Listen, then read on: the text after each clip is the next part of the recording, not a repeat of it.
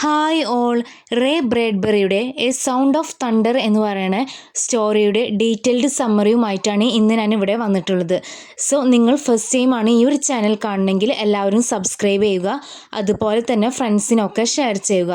So നമുക്ക് നമ്മളുടെ ഓതറായിട്ടുള്ള ray ബ്രാഡ്ബറിനെ കുറിച്ചിട്ട് സ്മോൾ ഇൻട്രൊഡക്ഷൻ നോക്കാം. 1920 അദ്ദേഹം ജനിക്കുന്നത്. അദ്ദേഹം ഒരു അമേരിക്കൻ ഓതറാണ്, അതുപോലെ തന്നെ സ്ക്രീൻ റൈറ്ററും കൂടിയാണ്. അദ്ദേഹത്തിൻ്റെ മെയിൻ വർക്ക്സ് എന്ന് പറയുന്നത് ദ ഇല്ലുസ്ട്രേറ്റഡ് മാൻ, അതുപോലെ തന്നെ death is A lonely business, farewell summer extra. അദ്ദേഹത്തിന് 2004 national medal of arts award ലഭിച്ചിട്ടുണ്ട്. അതുപോലെ തന്നെ 2007 പുലിറ്റ്സർ പ്രൈസ് അവാർഡും ലഭിച്ചിട്ടുണ്ട്. ഇതുകൂടാതെ നിരവധി അവാർഡുകളും അദ്ദേഹത്തിന് ലഭിച്ചിട്ടുണ്ട്. 2012 അദ്ദേഹം മരണപ്പെടുന്നത്. സോ ഇതിൻ്റെ മെയിൻ ക്യാരക്ടർ എന്ന് പറയുന്നത് എക്കിൾസ് ആണ്.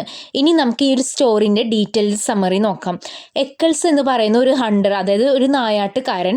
അദ്ദേഹം ടൈം സഫാരി എന്ന് പറയുന്ന ടൈം മെഷീൻ കമ്പനിക്ക് $10,000 കൊടുത്തിട്ട് ഒരു യാത്രക്ക് തയ്യാറാവുകയാണ്. സോ ആ ഒരു കമ്പനി ഈ ഹണ്ടേഴ്സിന്, അതായത് ഈ നായാട്ടുകാരെ ഡിനോസറുകളുടെ കാലത്തേക്കാണ് കൊണ്ടുപോകുന്നത്. അതായത് ഡിനോസറുകളൊക്കെ ഉള്ള കാലത്തേക്കാണ് അവരെ കൊണ്ടുപോകുന്നത്.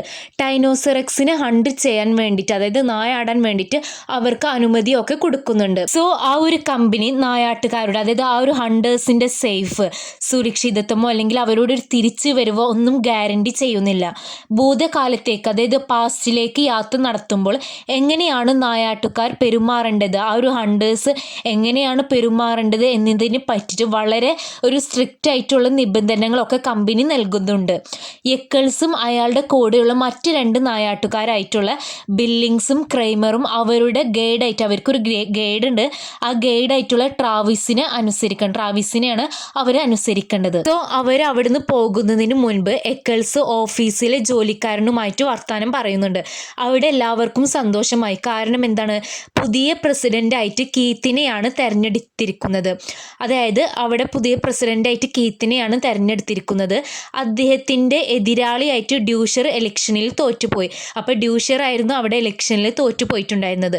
ഡ്യൂഷർ ജയിച്ചിരുന്നെങ്കിൽ അയാളൊരു പൊട്ടൻഷ്യൽ ഡിക്റ്റേറ്റർ, അതായത് ഏകാധിപതി ആകുമായിരുന്നു. സോ അതുകൊണ്ടാണ് അവരെല്ലാവരും സന്തോഷത്തിലായത്. 60,000,2055 ഇയേഴ്സ് ബാക്ക്, അതായത് അവർ 60,000,2055 വർഷം, ആ ഒരു ഇയേഴ്സ് പുറകോട്ട് പോയി. ടൈനോസറസ് എന്ന് പറയുന്ന ഭയാനകമായിട്ടുള്ള ഒരു ജീവിയെ വേട്ടയാടാൻ പറ്റുമല്ലോ, അതായത് ഹണ്ട് ചെയ്യാൻ പറ്റുമല്ലോ എന്ന് സന്തോഷം കൊണ്ട് എക്കിൾസ് വളരെ ഉത്സാഹത്തിലാണ്. അദ്ദേഹം മറ്റുള്ളവരോട് പറയുന്നത്, ലോകത്തിൽ ജീവിച്ചിട്ടുള്ള ഏതൊരു നായാട്ടുകാരനും, അതായത് ഏതൊരു ഹണ്ടർക്കും അവരോട് ഇപ്പം അസൂയ തോന്നുമെന്ന്. ആഫ്രിക്ക ഇപ്പോൾ ഇല്ലിനോയി പോലെയാണ് കാണപ്പെടുന്നത്. ടൈം മെഷീനിൽ നിന്ന് പുറത്തു വരുന്നതിന് മുൻപ് അവരുടെ ഗൈഡായിട്ടുള്ള ട്രാവിസ് അവരെ ടൈം സഫാരി പണി തീർത്തിട്ടുള്ള ഒരു പ്രത്യേക പാത കാണിച്ചു കൊടുക്കുന്നു. ഭൂമിക്ക് 6 ഇഞ്ച് മീതെയാണ് ആ ഒരു പാത. ആ പാതയിൽ മാത്രമേ നായാട്ടുകാർ സഞ്ചരിക്കാൻ പാടുള്ളൂ. സോ അവർ അവിടെ ആയിരിക്കുമ്പോൾ ഭൂമിയിലെ ഒരു സാധനത്തിലും അവർ തൊടാൻ പാടില്ല, അതായത് സ്പർശിക്കാൻ പാടില്ല. ട്രാവിസിന്റെ അസിസ്റ്റന്റ് ആയിട്ടുള്ള ലെസ്പെറൻസ് പറയുമ്പോൾ മാത്രമേ അവർക്ക് വെടിവെക്കാൻ പറ്റുള്ളൂ. സോ എക്കിൾസ് ഈ ഒരു റൂളിനെ പറ്റി കൂടുതൽ വിശദീകരണങ്ങളൊക്കെ ആവശ്യപ്പെടുന്നുണ്ട്. ട്രാവിസിന്റെ വിശദീകരണം അയാളെ ഭയങ്കര അത്ഭുതമാക്കി. ട്രാവിസ് പറഞ്ഞു, ഭൂതകാലത്തിൽ, അതായത് ആ ഒരു പാസ്റ്റിലെ ഏതെങ്കിലും ഒരു സാധനം തൊട്ടിട്ട് മാറ്റം വരുത്തിയാൽ ഭാവിയിൽ അത് വലിയൊരു മാറ്റങ്ങൾക്ക് അത് കാരണമാകുമെന്ന്. ഒരു എലിയെ കൊന്നാൽ സംഭവിക്കുന്ന ഏറ്റവും വലിയ ഭയാനകമായ അനന്തരഫലങ്ങളെ അദ്ദേഹം ചൂണ്ടിക്കാണിക്കുന്നുണ്ട്. സോ ഒരു എലിയുടെ പുറത്ത് ചവിട്ടിയാൽ നിങ്ങൾ ഗ്രാൻഡ് കനിയന്റെ അത്ര വലിപ്പമുള്ള ഒരു അടയാളമാണ് ഉണ്ടാക്കാൻ പോകുന്നത്. അങ്ങനെ മാറ്റങ്ങൾ വന്നാൽ ക്യൂൺ എലിസബത്ത് ജനിക്കില്ലായിരുന്നു, വാഷിങ്ടൺ ഡെലവെയർ കടക്കില്ലായിരുന്നു, അമേരിക്ക തന്നെ ഉണ്ടാവില്ലായിരുന്നു. സോ എക്കിൾസിന് മനസ്സിലായി ഒരു എലിയുടെ പുറത്ത് ചവിട്ടുന്നത് പോലും അത്രക്കും ചിന്തിക്കാൻ പറ്റാത്ത വിധത്തിലുള്ള മാറ്റങ്ങൾക്ക് കാരണമാകുമെന്ന്. സോ അതിനുശേഷം അവർ 5 പേരും കൂടിയിട്ട് ആ നിർദ്ദേശിച്ചിട്ടുള്ള ആ ഒരു പാതയിൽ കൂടി അവരുടെ ഇരയെ അന്വേഷിച്ചിട്ട് മുന്നോട്ട് പോകുന്നു. നേരത്തെ നടത്തിയ ഒരു ട്രിപ്പിൽ നിന്നും ട്രാവിസ് മനസ്സിലാക്കി വെച്ചിട്ടുണ്ട് ഏത് സ്ഥലത്താണ് ടൈനോസറക്സ് കാണപ്പെടുക എന്ന്. ഒരു ഡിനോസർ എപ്പോഴാണ് മരിക്കുന്നതെന്ന് മനസ്സിലാക്കിക്കൊണ്ട് അയാളുടെ അടുത്ത ട്രിപ്പ് അതനുസരിച്ചാണ് പ്ലാൻ ചെയ്തിരിക്കുന്നത്. അതായത് എപ്പോഴാണ് ആ ഒരു ഡിനോസർ മരിക്കുന്നത്, ആ ഒരു സമയത്താണ് അയാളുടെ അടുത്ത ട്രിപ്പ് അയാൾ പ്ലാൻ ചെയ്തിട്ടുള്ളത്.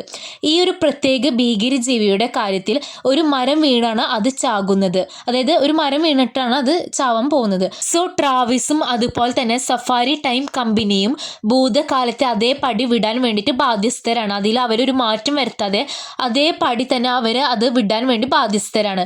ടൈനോസറക്സ് പ്രത്യക്ഷപ്പെടും എന്ന് കരുതുന്ന സ്ഥലത്ത് അവർ എത്തിയപ്പോൾ എക്കിൾസിന് കുറേശ്ശെ പേടിയാകാൻ തുടങ്ങി. ഡിനോസറിന്റെ രൂപം കണ്ടപ്പോൾ അയാളുടെ ഭയം, അയാളുടെ ഒരു പേടി അമിതമായി വർദ്ധിച്ചു. ആ ജീവിയുടെ വരവ് എക്കിൾസ് വിവരിക്കുന്നത് എ സൗണ്ട് ഓഫ് തണ്ടർ എന്ന പദം ഉപയോഗിച്ചാണ്. സോ നെക്സ്റ്റ് എന്താണ്? എക്കിൾസ് ഈസ് പാരലൈസ്ഡ് ബൈ ഫിയർ അല്ലേ, അതായത് എക്കിൾസ് പേടിച്ചിരുന്നത് അത്രയും ഭയങ്കര ഫിയർ ഉണ്ടായിരുന്ന അങ്ങനെ നിശ്ചലനായി പോയി എന്നാണ് പറയുന്നത്. അതായത് എക്കിൾസ് പേടിച്ചിരണ്ട് നിശ്ചലനായി പോയി. സോ അതുകൊണ്ട് തന്നെ ട്രാവിസ് അവനോട് തിരിച്ച് ടൈം മെഷീനിലേക്ക് പോയി മറ്റുള്ളവർക്ക് വേണ്ടി കാത്തിരിക്കാൻ പറയുന്നു. എക്കിൾസ് ആണ് ആദ്യം വെടിവെക്കേണ്ടിയിരുന്നത്. അങ്ങനെ ചെയ്യാതിരുന്നത് കൊണ്ട് മറ്റുള്ളവരുടെ ജീവൻ അയാൾ അപകടത്തിലാക്കുകയായിരുന്നു. ട്രാവിസിന് അയാളുടെ ദേഷ്യമായി.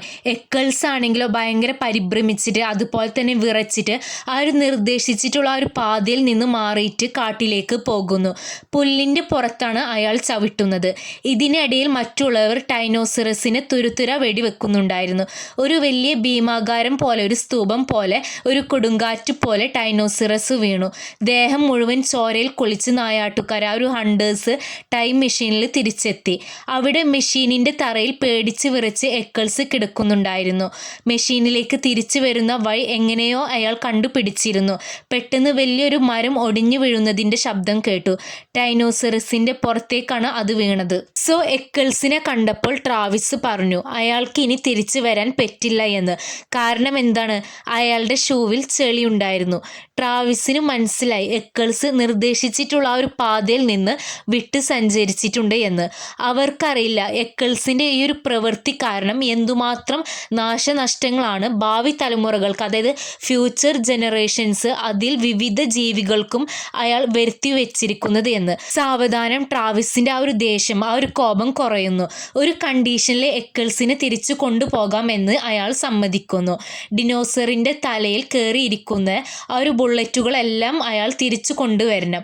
എക്കിൾസ് വളരെ ഭയത്തോടെയാണെങ്കിലും പോയി ഡിനോസറിൻ്റെ തലയൊക്കെ കീറി മുറിച്ച ആ ബുള്ളറ്റുകളൊക്കെ, ആ ഒരു വെടി കൊണ്ട് ആ ബുള്ളറ്റുകളൊക്കെ കൊണ്ടുവന്ന് ട്രാവിസിനെ ഏൽപ്പിക്കുന്നു.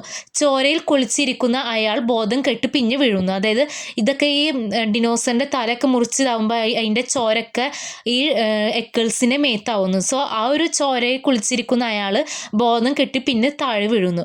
ട്രാവിസിൻ്റെ ദേഷ്യം ഇതുവരെയും തീർന്നിട്ടില്ല. എക്കിൾസിനെ കൊല്ലുമെന്ന് അയാൾ ഭീഷണിപ്പെടുത്തുന്നു. പക്ഷെ എന്താണ്, അവസാനം അവർ ചോരയെല്ലാം തുടച്ച് ക്ലീൻ ആക്കിയിട്ട് ഇന്നത്തേക്ക് വരാൻ റെഡിയാകുന്നു അല്ലേ. അതായത് begin to travel back to present day, അതായത് അവർ പാസ്റ്റിലേക്കാണ് പോയത്. സോ പ്രസൻറ്റ് ഡേക്ക് വരാൻ വേണ്ടിയിട്ട് അവർ ചോരയൊക്കെ ക്ലീൻ ആക്കിയിട്ട് അവരെന്താണ് ഇന്നത്തേക്ക് വരാൻ വേണ്ടിയിട്ട് റെഡിയാകുന്നു. സോ ടൈം മെഷീനിൽ നിന്ന് പുറത്ത് കടക്കുമ്പോൾ ടൈം സഫാരി ഓഫീസിൽ ഇരിക്കുന്ന ആളോട്, അതായത് നേരത്തെ സംസാരിച്ച ആളോട് എക്കിൾസ് വിവരങ്ങളൊക്കെ ചോദിച്ച് മനസ്സിലാക്കുന്നു. കുഴപ്പമൊന്നുമില്ല എന്ന് അയാൾ പറയുന്നു. പക്ഷെ അയാളുടെ പെരുമാറ്റം യാത്രയ്ക്ക് പോകുന്നതിന് മുമ്പുള്ള പെരുമാറ്റത്തിൽ നിന്ന് ഭയങ്കര ഡിഫറെൻ്റ് ആണെന്ന് എക്കിൾസിന് തോന്നി. സോ അന്തരീക്ഷത്തിൽ അയാൾക്ക് വ്യത്യസ്തമായിട്ടുള്ളൊരു മണവും അയാൾക്ക് അനുഭവപ്പെട്ടു. അയാൾ എല്ലായിടത്തും നോക്കുന്ന എന്ത് മാറ്റങ്ങളാണ് വന്നിരിക്കുന്നത് എന്ന് അറിയാൻ വേണ്ടിയിട്ട്. ആദ്യം അയാൾ കണ്ട മാറ്റം എന്ന് പറയുന്നത് അവിടെ എഴുതി വെച്ചിരിക്കുന്ന ഒരു ബോർഡിൽ വന്ന മാറ്റങ്ങളാണ്. വാക്കുകളുടെ സ്പെല്ലിംഗ് ഒന്നും പഴയതുപോലെയല്ല. എക്കിൾസിന് ഭയങ്കര ഭയമായി തുടങ്ങി. അവൻ നിർദ്ദേശിച്ചിട്ടുള്ള ഒരു പാതയിൽ നിന്ന് മാറി നടന്നതിൻ്റെ അനന്തരഫലങ്ങളാണ് ഈ ഒരു മാറ്റങ്ങൾ എന്ന് പറയുന്നത്. സോ അതിനുശേഷം അവനൊരു കസാരയിൽ ഇരുന്ന് തന്നെ നിരീക്ഷിക്കുന്നു. പ്രത്യേകിച്ച് ഷൂവിൻ്റെ അടിഭാഗത്താണ് അവൻ കൂടുതലായിട്ട് നിരീക്ഷിക്കുന്നത്. അതിൻ്റെ അടിയിൽ ചെളി പറ്റി പിടിച്ചിരിക്കുന്നു. സോ ഉണങ്ങി പിടിച്ചിരിക്കുന്ന ഒരു ചെളിയിൽ ചത്തൊരു ചിത്രശലഭമുണ്ട്. അതായത് ഒരു ചത്തൊരു ബട്ടർഫ്ലൈയും ആ ഒരു ചെളീൻ്റെ കൂടെ ഉണ്ട്. ചത്തതാണെങ്കിലും വളരെ ഭംഗിയുള്ളതാണ് അത്. സോ എക്കിൾസ് ഭയങ്കര സംഭ്രമത്തോടെ, അതായത് ഭയങ്കര പാനിക്കായിട്ട് അയാൾ ഡെസ്കിന് പുറകിലിരിക്കുന്ന ഒരു മനുഷ്യനോട് ചോദിക്കുന്നു ആരാണ് ഈയിടെ നടന്ന ഇലക്ഷനിൽ ജയിച്ചത് എന്ന്.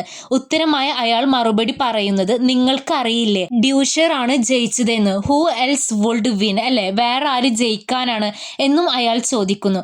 ആ ചിത്രശലഭത്തിന്റെ ആ ഒരു ബട്ടർഫ്ലൈയുടെ മരണം ഭാവിയെ തന്നെ മാറ്റിമറിച്ചു. അമേരിക്കയിൽ വേറെ ഒരാൾ പ്രസിഡന്റായി. ജനങ്ങൾക്കറിയാം എന്ത്, ഡ്യൂഷർ ഒരു ഡിക്റ്ററ്റർ ആണെന്ന്, അതായത് ഒരു ഏകാധിപതിയായി മാറുമെന്ന്. അവിശ്വസനീയമായ അയാൾ നിലവിളിച്ചു പറയുന്നു അയാളെ ഭൂതകാലത്തേക്ക്, ആ ഒരു പാസ്റ്റിലേക്ക് തിരിച്ചു കൊണ്ടുപോകാൻ വേണ്ടിയിട്ട്. അയാൾ ചെയ്ത തെറ്റ് തിരുത്തേണ്ടതുണ്ടെന്നും അയാൾ പറയുന്നു. അയാൾ കണ്ണടച്ചിരിക്കുന്നു. ട്രാവിസ് മുറിയിലേക്ക് വരുന്നതായി അയാൾക്ക് മനസ്സിലാകുന്നുണ്ട്. ട്രാവിസ് ഉച്ചത്തിൽ ശ്വസിച്ച് തൻ്റെ തോക്കിൻ്റെ സുരക്ഷാ കവചം മാറ്റുന്നു. പെട്ടെന്ന് ഇടിവെട്ടിൻ്റെ ശബ്ദം എക്കിൾസ് കേൾക്കുന്നു. അയാൾ മരിച്ചു വീഴുന്നു. സോ അതായത് suddenly Eckels hears a sound of thunder and he is dead. So അതായത് പെട്ടെന്ന് തന്നെ ഇടിവെട്ടിൻ്റെ ശബ്ദം എക്കിൾസ് കേൾക്കുന്നു. അയാൾ മരിച്ചു വീഴുന്നു. ഈ ഒരു സ്റ്റോറിൻ്റെ അവസാന ഭാഗത്ത് ട്രാവിസിൻ്റെ വെടിയേറ്റ് എക്കിൾസ് മരിക്കുകയാണ് ചെയ്യുന്നത്. സോ എല്ലാവർക്കും റേ ബ്രാഡ്ബറിയുടെ എ സൗണ്ട് ഓഫ് തണ്ടർ എന്ന് പറയുന്ന ഈ ഒരു സ്റ്റോറിയുടെ ഡീറ്റെയിൽഡ് സമ്മറി മനസ്സിലായെന്ന് വിചാരിക്കുന്നു. എന്തെങ്കിലും ഡൗട്ട് ഉണ്ടെങ്കിൽ കമൻറ്റ് ബോക്സിൽ കമൻറ്റ് ചെയ്യുക. അതുപോലെ തന്നെ വീഡിയോ ഇഷ്ടമായി ലൈക്ക് ചെയ്യുക, ഫ്രണ്ട്സിനൊക്കെ ഷെയർ ചെയ്യുക. ഈ ഒരു ചാനൽ ഫസ്റ്റ് ടൈമാണ് കാണണമെങ്കിൽ എല്ലാവരും സബ്സ്ക്രൈബ് ചെയ്യുക. So thank you.